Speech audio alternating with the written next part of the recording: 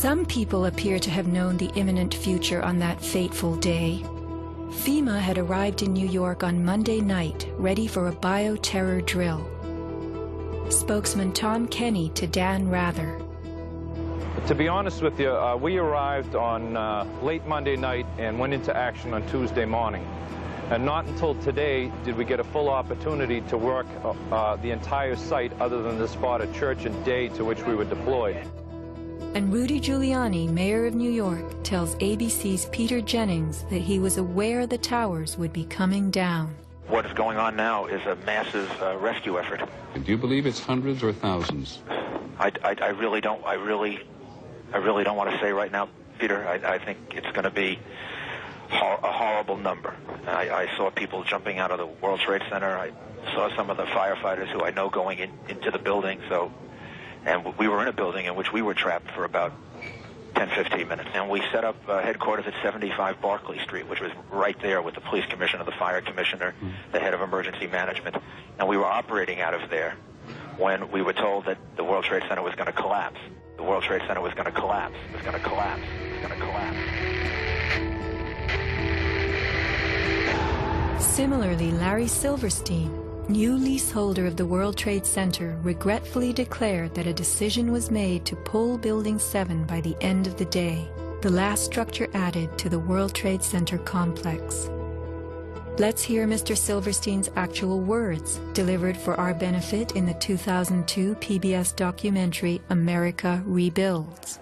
I remember getting a call from the fire department commander telling me that they were not sure they were going to be able to contain the fire. And I said, you know, we've had such terrible loss of life. Maybe the smartest thing to do is pull it. And they made that decision to pull, and then we watched the building collapse.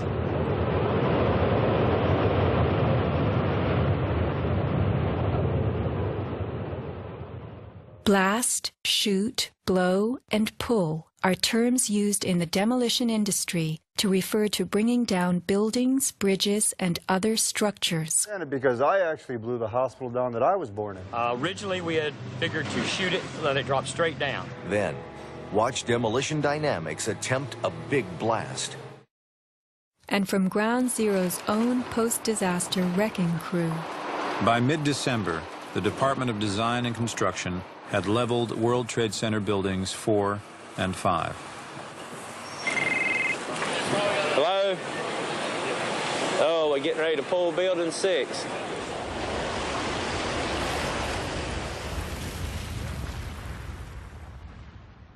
Silverstein, a commercial real estate tycoon with international political connections, acquired a 99-year lease on the World Trade Center complex in the spring of 2001. Throughout the summer, he reworked the insurance policies on his new property, making sure that it was covered for acts of terrorism. Explicit in the lease agreement was Silverstein's right to rebuild the complex if it were destroyed.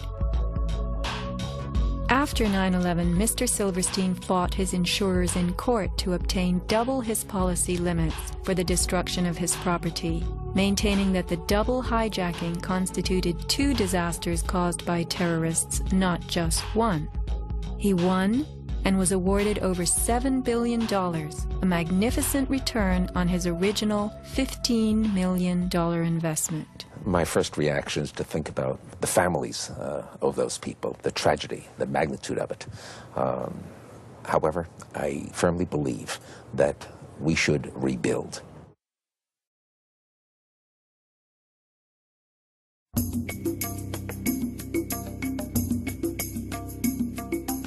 Just in the last few seconds, another building, building number 7, one of the buildings in support of the World Trade Center towers, has collapsed. World Trade 7, functioning as the command center for the complex, housed giant diesel backup and oxygen systems, the mayor's protected emergency bunker, and offices for the CIA, Secret Service, Department of Defense, and Securities and Exchange Commission.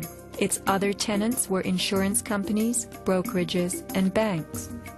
No plane hit Building 7, but at 5:20 p.m. on September 11th, it collapsed in a heap on the ground. Some damage to Building 7 is said to have been caused by debris from Tower 1. Though this New York Times article tells us Building 7 burned like a giant torch, the only visuals that exist are of unidentified smoke and a few small fires. Compare this to the wallops sustained by World Trade Center 3, 4, 5, and 6. Positioned right below the towers, damage to the surrounding World Trade Center buildings was infinitely worse. Still, the structures held up. But somehow, rescue workers knew that Building 7 would fall. You hear that? Keep your eye on that building. It'll be coming down soon. A 47-story skyscraper, Building 7 folded neatly in 6.5 seconds. A textbook descent right into its footprint.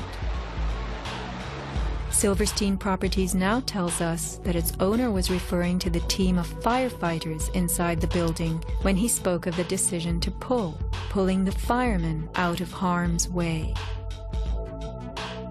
However, there were no firefighters in Building 7, according to FEMA, NIST, and Fire Chief Frank Fellini. They were ordered out at 11:30 that morning. 6 hours later, the building came down. You know, we heard this sound that sounded like a clap of thunder.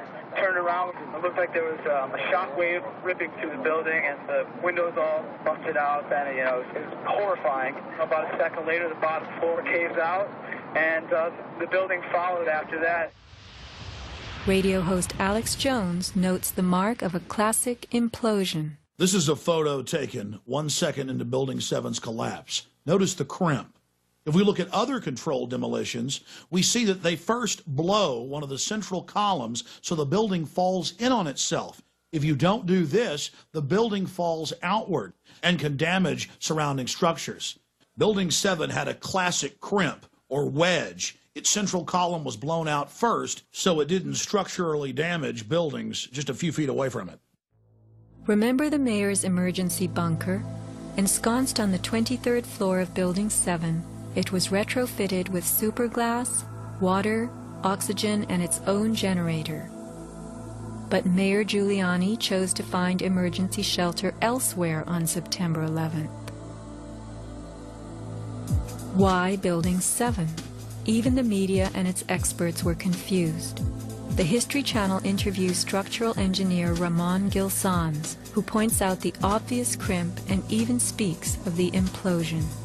Engineers are not just focusing on the Twin Towers. The most disturbing structural event was not that the Twin Towers fell, but that Tower 7, ignited by flying debris, fell due to fire alone. Building 7 was a steel frame building, and is the first steel frame building that has collapsed due to fire. The failure of the building was an implosion, so it failed completely different than Towers 1 and 2, in which the floors failed first. Why Building 7? Let's ask the question again. As the WTC Command Center, was it the hub for the 9/11 plan? Also, in 6.5 seconds, lost forever were thousands of SEC case files on corporate fraud, including those relating to the notorious activities of giants WorldCom and Enron. A few indictments for stock fraud, but what of the $70 billion California electricity swindle? It disappeared.